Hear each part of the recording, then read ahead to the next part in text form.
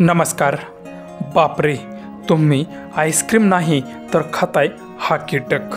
Ice cream lipstick बनवताना होतो या कीटकाचा वापर।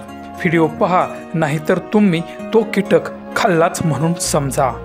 सविस्तर व्हिडिओ समजून घेण्याआधी चॅनलवरती तुम्ही नवीन असाल तर आपला RG मराठी न्यूज चॅनल जरूर सबस्क्राईब करून घ्या। सध्या प्रत्येक पदार्थामध्ये कोणत्या ना कोणत्या वस्तूची भेसळ नक्कीच केली जाते आणि मगच तो पदार्थ बनवला जातो। बऱ्याच वेळा आपण मार्केटमध्ये बघतो की लाल रंगाच्या किंवा एकदम चकाचक अशा उठून दिसणाऱ्या लाल रंगाच्या कॅन्डी किंवा केक खूपच आकर्षित असे पाहतो। नुसतं पाहतच नाही तर ते खातो सुद्धा। या चकाचक दिसणाऱ्या कॅन्डी केक यामध्ये वापरला जाणारा लाल रंग कसा तयार केला जातो हे तुम्हाला माहीत आहे का? तुमच्या आवडत्या लाल गोड पदार्थांमध्ये जो लाल रंग टाकला जातो ते ऐकून अक्षरशः तुमच्या पायाखालची जमीनच सरकेल।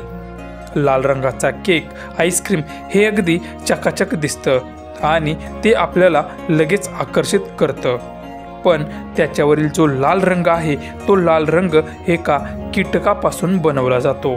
तो लाल रंग फळाफुलांपासून न बनवता चक्क कोचिनियाल या लहान कीटकांपासून बनवला जातो आणि तो कीटक प्रामुख्याने मेक्सिको आणि दक्षिण अमेरिकेत मोठ्या प्रमाणात आढळतो।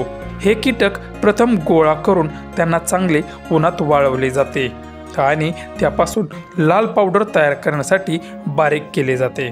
त्यानंतर केक, आईस्क्रीम, लिपस्टिक आणि इतर पदार्थांच्या मध्ये ते मिक्स केले जाते।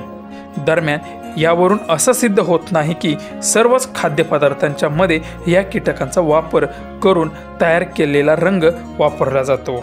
मात्र काही भेसळयुक्त उत्पादनामध्ये हा प्रकार घडण्याची शक्यता मात्र नाकारता येत नाही।